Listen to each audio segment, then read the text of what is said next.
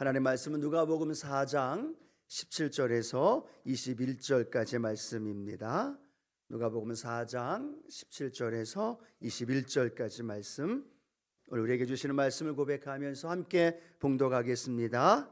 선지자 이사야의 글을 드리거늘 책을 펴서 이렇게 기록된 데를 찾으시니 곧 주의 성령이 내게 임하셨으니 이는 가난한 자에게 복음을 전하게 하시려고 내게 기름을 부으시고 나를 보내사 포로된 자에게 자유를, 눈먼 자에게 다시 보게 함을 전파하며 눌린 자를 자유롭게 하고 주의 은혜의 해를 전파하게 하려 하심이라 하였더라. 책을 덮어 그 맡은 자에게 주시고 앉으시니 회당에 있는 자들이 다 주목하여 보더라. 이에 예수께서 그들에게 말씀하시되 이 글이 오늘 너희 귀에 응하였느니라 하시니. 아멘. 금요일날 계속해서 함께 하나님의 말씀을 나누는 건 하나님의 치유하심에 대해서 우리가 함께 말씀을 나누고 있습니다. 하나님이 우리를 바라보시면서 원하시는 게 하나 있는데 그게 뭘까요? 우리가 강건하게 살아가기를 원하신다는 거죠. 우리의 삶의 현장 안에 우리의 육만이 아니라 우리 정신적인 또 우리의 영적인 삶의 현장 안에 하나님의 치유와 회복과 강건케 되는 삶을 살아가기를 우리 하나님이 원하신다는 것. 그 사실을 믿으시면 아멘합니다. 그래서 하나님은 스스로 하나님 자신을 어떤 분으로 계시하셨어요? 나 야훼는 치료하시는 하나님이다. 라파의 하나님, 라파가 어떤 뜻이라고요? 고치시는 하나님, 의사이신 하나님. 하나님이 친히 자신의 이름을 야훼 라파라고 우리에게 계시하신 이유가 뭘까요? 하나님은 오늘도 치유하신 하나님, 우리의 삶의 자리에 우리가 강건하게 삶을 살아가기를 원하신 하나님. 그래서 성경을 보면 수많은 사람들을 치유하시고 죽음에서 건지시고 하나님의 놀라운 구원과 강건케 하시는 역사가 일어난 줄로 믿습니다. 또 하나님만이 아니라 예수님은 어떠셨어요? 예수님도 채찍에 맞으면서까지 우리를 향하여 강건하게 되기를 원하셨다는 거예요. 우리가 잘 아는 것처럼 채찍에 맞음으로 너희가 나음을 얻었다라고 말합니다. 왜 39대의 채찍을 맞으셨어요? 한 대 한 대 맞고 살점이 찢겨나가고 피투성이가 되면서 성경은 우리에게 무엇을 가르쳐 주길 원하느냐? 그 예수님을 믿으면, 그 예수님이 우리를 향해서 채찍에 맞으셨고 그걸 내가 내 마음속에 믿으면 너희가 나음을 얻느니라. 그걸 믿기를 원하셨고 그만큼 주님이 믿음 안에서 우리 성도님들의 우리의 삶의 현장 안에 강건하기를 원하셨다라는 사실. 그래서 예수님은 성경에 뭐라고 말하느냐? 우리의 연약함과 우리의 질고를 다 담당하셨다. 제 뒤에 보이는 십자가가 그냥 십자가가 아니라 저와 여러분의 연약한 질병과 질고와 아픔과 모든 질병을 다 끌어안고 예수님이 십자가를 지셨다는. 그리고 예수님이 뭐라고 말씀하셨어요? 테텔레스타이, 다 이루었다. 오늘도 우리가 가지고 있는 모든 연약함과 질병과 상처와 아픔 속에 주님은 다 이루셨습니다. 그걸 우리가 믿고 믿음으로 받아들이면 아멘, 그 말씀이 내 말씀입니다, 그 말씀이 오늘도 나에게 역사하십니다 라고 믿는 자에겐 하나님의 치유와 회복의 역사로 우리 가운데 인도해 주십니다. 자, 그렇게 하나님, 성부 하나님, 성자 예수님도 그렇게 치유의 역사를 이루시기 위해서 성경에 보니까 만나는 자마다 소경을 치료하시고 중풍병자를 치료하시고 각종 질병든 자들이 다 몰려왔는데 놀라운 것 성경에 뭐라고 말씀하고 있어요? 다 고치시더라. 그 주님의 역사가 오늘도 역사하십니다. 자, 그러면 성자 예수님도 그 역사를 하셨는데 오늘은 세 번째로 성령의 치유하심에 대해서 함께 말씀을 나눕니다. 보혜사 성령님도 어떤 분이셔요? 치유하시는 하나님. 성령 하나님이 오늘 이 자리에 우리와 함께 하심을 믿으시면 아멘합니다. 그 성령님이 이 자리에 함께 하시면서 뭘 할까요? 믿음의 사람들이, 주님을 믿는 사람들이, 성전 삼아 살아가는 성도들이 아파서 질병으로 고통당하고 상처로 인하여 얼룩진 삶을 살아가는 걸 원하지 않으신다라는 것. 그 성령님께 의지하고 그 성령의 도우심을 구하면 성령님이 오늘 그 치유의 역사로 저와 여러분 가운데 이루어 주십니다. 왜냐하면 성령님은요, 예수님을 통해서 그 치유의 역사를 행하셨던 분이 바로 성령님이시기 때문이죠. 성령님은 어떤 일을 하셨습니까? 예수님이 동정녀 마리아에서 태어나시게 하시는데 성령으로 잉태하사, 또 예수님이 공생의 사역 속에도 마귀에게 끌려갈 때, 마귀에게 시험 당할 때에도 성경은 뭐라고 말하느냐? 성령에 이끌리어 광야로 시험을 받으러 가셨다는 것. 즉 성령님은 예수님의 사역 속에서 공생애 뿐만 아니라 잉태하는 것뿐만 아니라 모든 사역의 현장 속에 성령님은 예수님과 함께 하셨다는 것. 그리고 그 예수님께 능력으로 기름 부음을 함께 해주셨고, 그 능력으로 예수님께서는 수많은 기적과 능력으로 치유하셨다라는 거예요. 자, 오늘 본문 말씀 이렇게 기록하고 있습니다. 예수님께서 이사야에 기록되어 있는 말씀을 회당에서 성경책을 딱 펴니다. 그리고 그 회당에서 읽는 말씀이 이사야서에 기록되어 있는 말씀이죠. 누가복음 4장 18절 이렇게 주님이 외치시며 선포합니다. 함께 한번 고백합니다. 주의 성령이 내게 임하셨으니 이는 가난한 자에게 복음을 전하게 하시려고 내게 기름을 부으시고 나를 보내사 포로된 자에게 자유를, 눈먼 자에게 다시 보게 함을 전파하며 눌린 자를 자유롭게 하고 라고 말씀합니다. 예수님이 그 말씀을 읽었는데 그 말씀이 예수님 자신에 대한 말씀이라는 걸 선포하는 거예요. 그리고 그 다음에 뭐라고 말씀하고 있느냐? 주의 성령이 내게 임하였다. 그런데 그 성령님이 임하셔서 기름 부음으로 말미암아 나타나는 현상이 뭐라고 말씀하느냐? 포로된 자를 자유케 하는 거예요. 눈먼 자를 다시 보게 하고, 눌린 자를 자유롭게 하고, 압제당하는 자에게 하나님이 자유를 선포하는 역사. 누가 하시는 거냐? 예수님이 그 일을 하시는 겁니다. 근데 그 예수님이 하시기 전에 성경은 뭐라고 말하느냐? 주의 성령이 예수님께 임하였고, 성령의 능력이 예수님께 임함으로 말미암아 그것이 성경에는 기름을 부었다라고 말하죠. 예수님께 기름 부음이 임한 거예요. 그게 성령의 임재를 의미한 거겠죠. 그 성령의 임재와 기름 부음의 역사가 어떻게 나타나요? 눈먼 자를 다시 보게 하고, 눌린 자를 치유케 하고, 놀라운 하나님의 기적의 역사가 일어난 줄로 믿습니다. 즉 예수님의 사역의 모든 순간순간마다 성령님은 능력으로 예수님께 함께 하셨다라는 사실.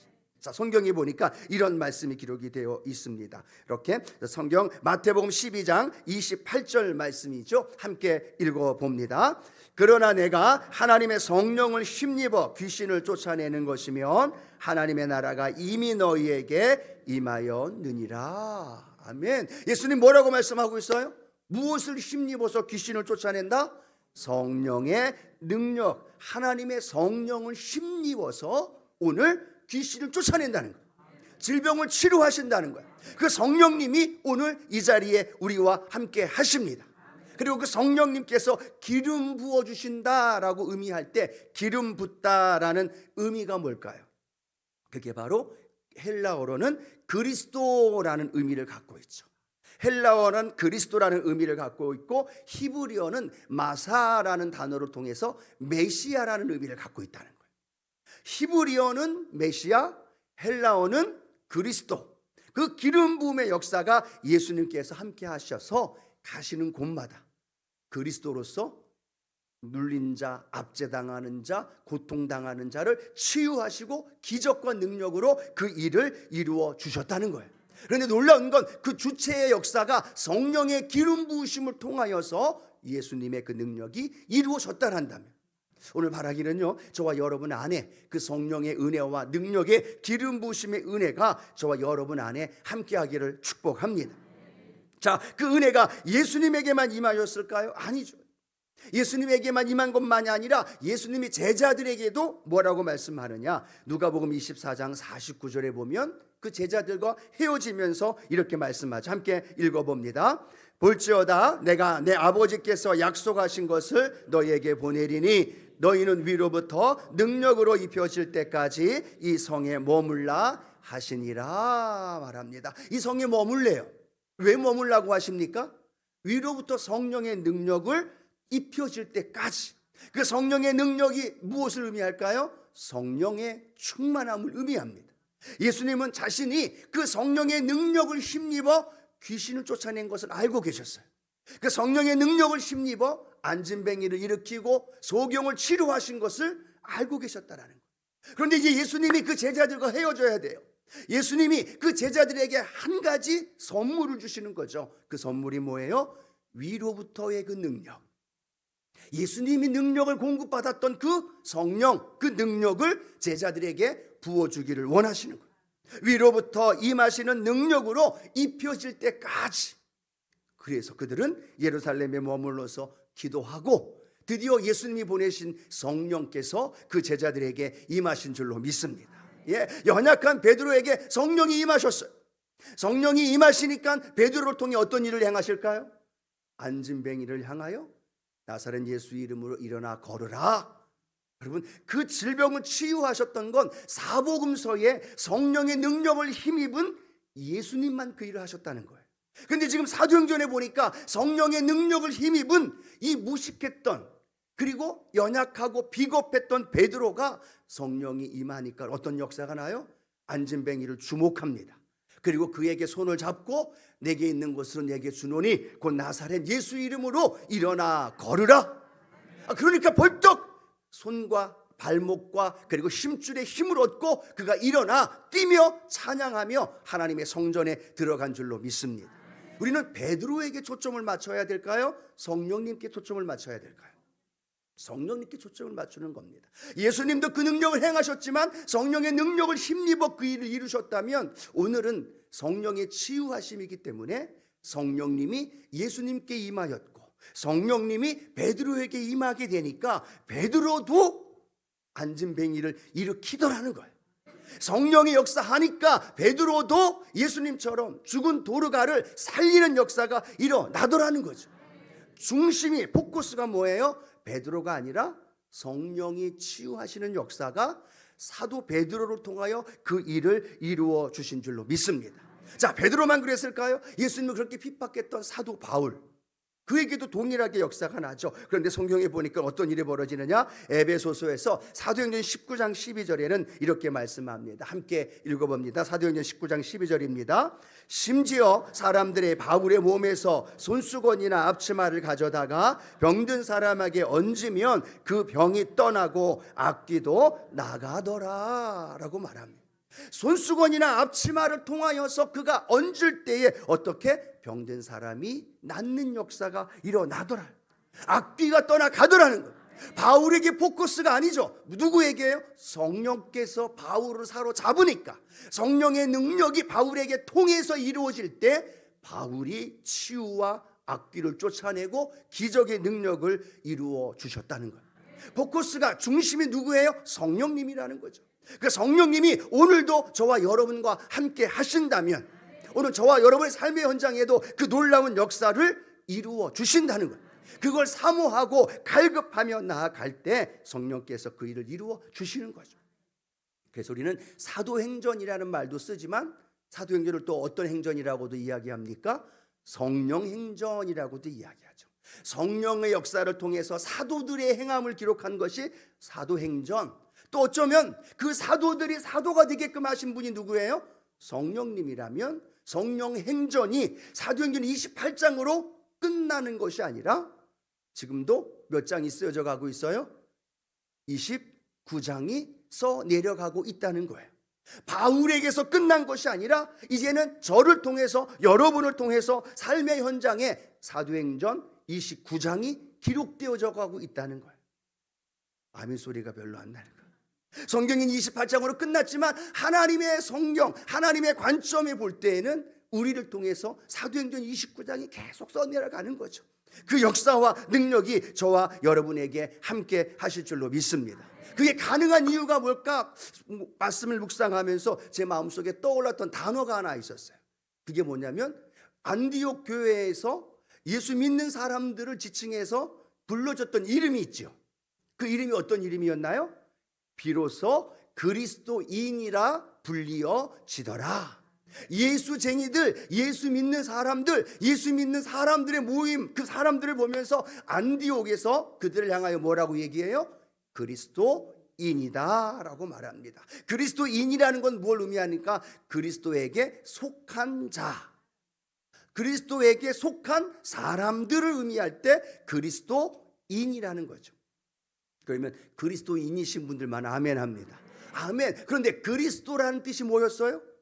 기름을 부은 자, 왕과 제사장과 선지자에게 기름을 부은 자.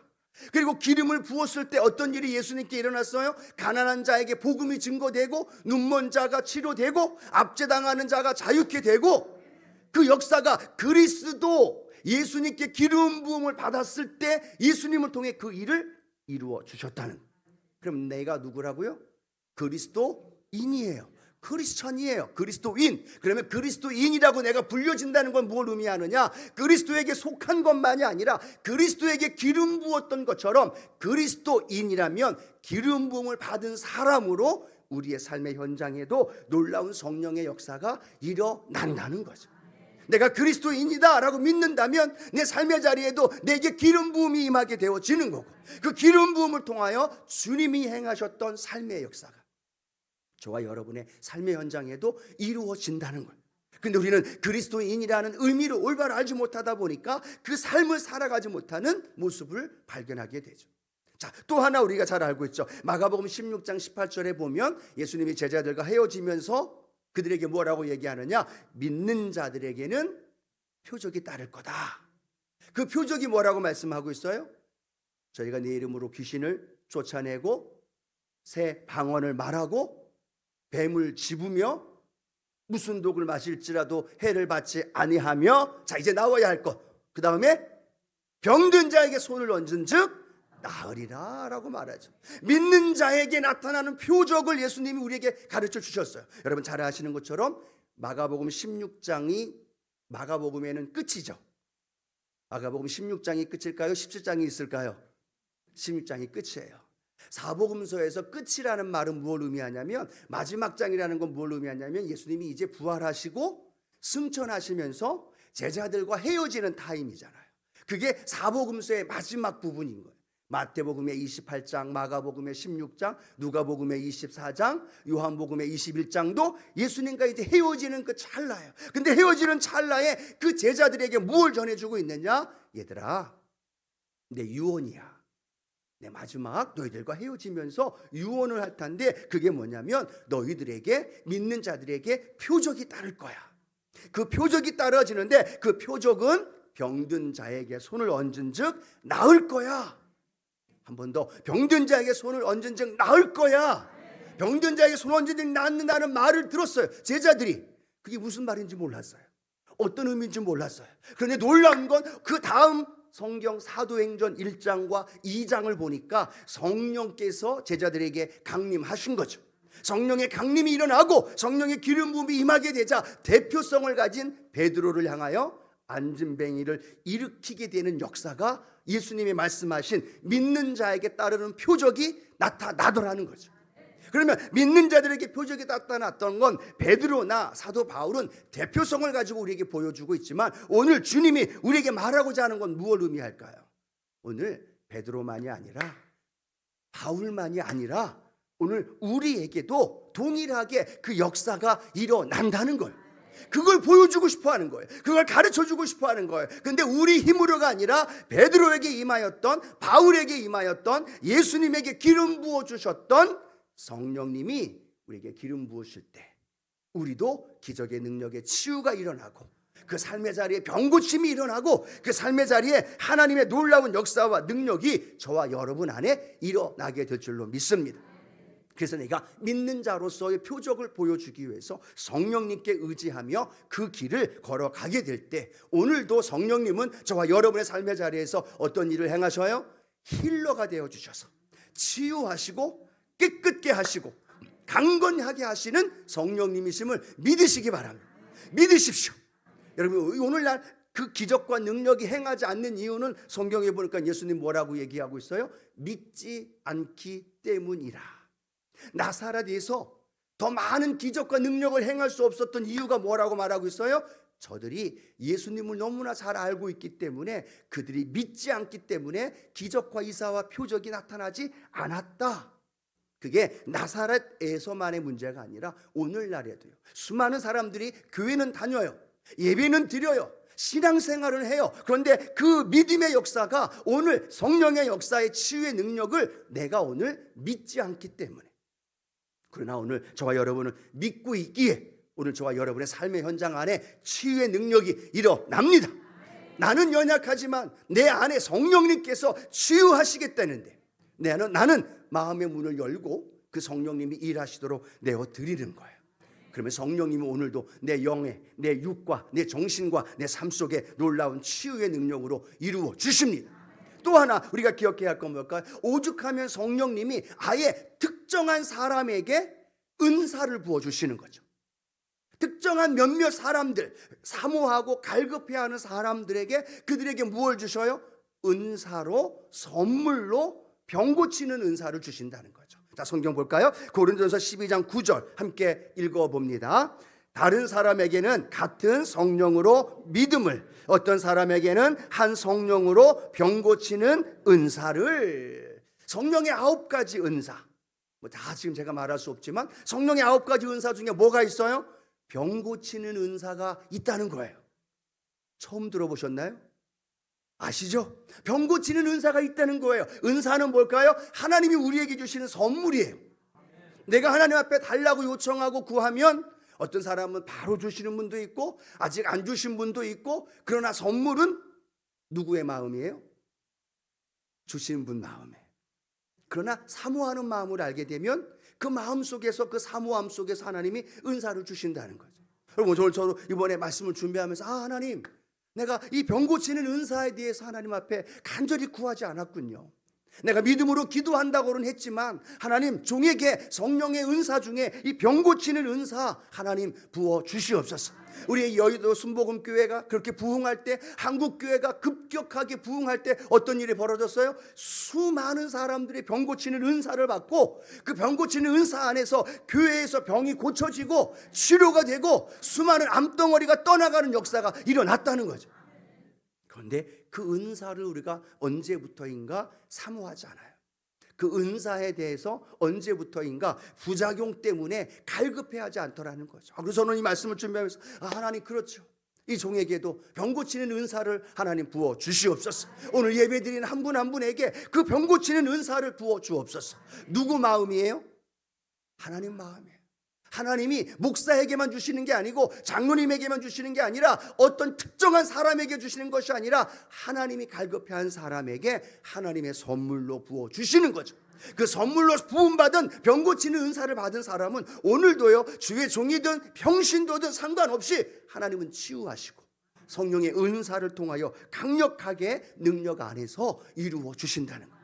바라기는 우리 여도순복음 수원교회 성도님 중에 병 고치는 은사가 함께하기를 축복합니다. 그래서 함께 기도하면서 또 질서 안에서 부르짖으면서 하나님의 치유와 회복의 역사가 하나님 일어나게 하여 주시고, 그래서 우리 교회가 소문나고 알려지고 하나님 크신 은혜에 우리 교회가 우리 성도님들로 되게 하여 주옵소서.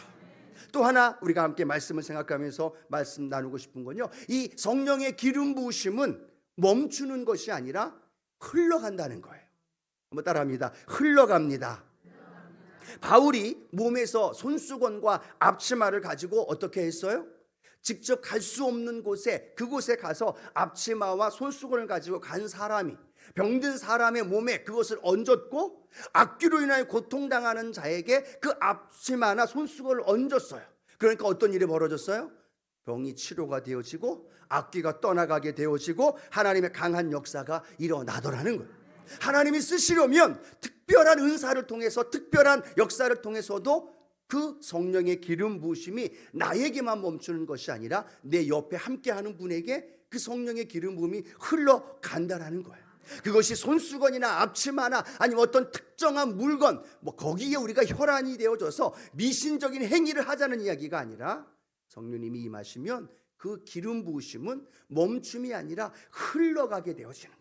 내가 함께 손잡고 기도할 때 나는 그냥 냉랭했는데 옆에 사람이 불을 받는 거예요.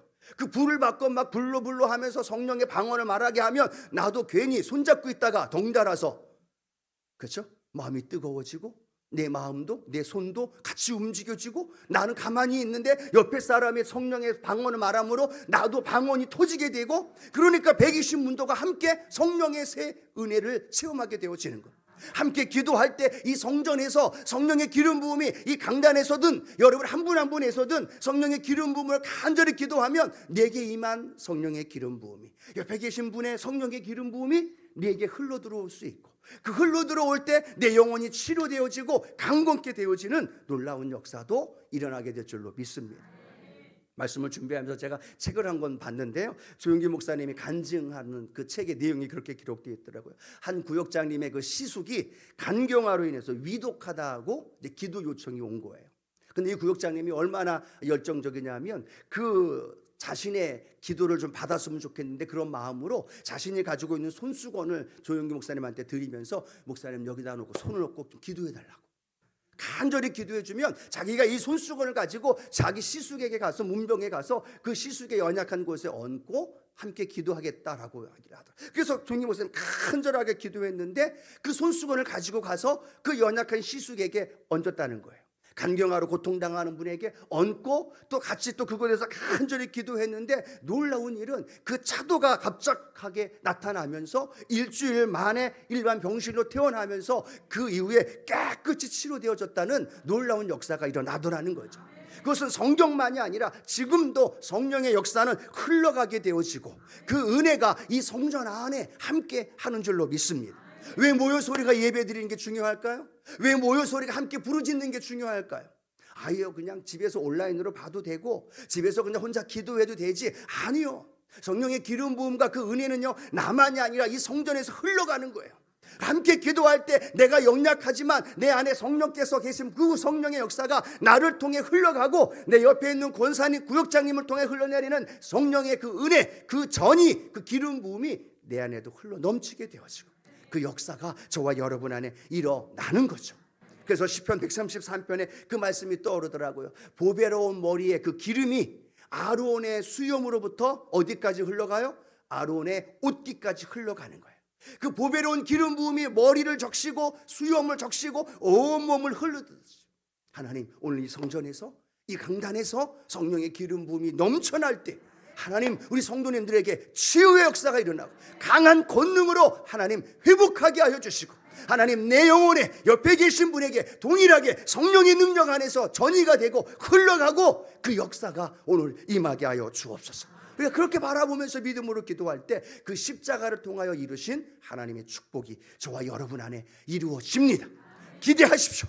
그러니까 앉으실 때에도 잘 앉으셔야 돼. 믿음이 좋으신 분 옆에 앉아야 되고, 또 은혜가 넘치는 앞자리에 앉아야 되고, 또 연약한 분들과 함께 앉으면서 함께 중보할 때 그 은혜가 옆에 계신 분에게도 흘러가게 되고, 이렇게 함께 모여서 기도하며 하나님께 부르짖을 때 성령의 역사로 이루어집니다. 말씀을 맺길 원합니다. 성부 하나님도 치유하심을 그렇게 원하셔서 자신을 계시하셨어요. 예수님도 우리를 치유하기 위해서 십자가에서 채찍에 맞고 우리를 강건케 해 주셨어요. 성령님도 예수님을 통해 그 일을 이루셨고, 오늘도 성전 삼아 계시면서 내 안에서 뭘 하시느냐? 내 영혼을 치유하기 원해요. 내 육만이 아니에요. 내 상한 마음, 내 감정, 내 정신적인 스트레스, 우울증, 불면증, 그리고 어떤 영적인 것도 성령님이 오늘 오셔서 치유하시고 만지시고 회복하길 원하신다는 거 믿으십시오. 그리고 믿음이 안 오면 믿습니다라고 믿게 해달라고 도와달라고 기도하면서 부르짖을 때 그 성령의 역사가 오늘 이 성전 안에, 저와 여러분의 심령 안에 강력하게 임하게 될 줄로 믿습니다.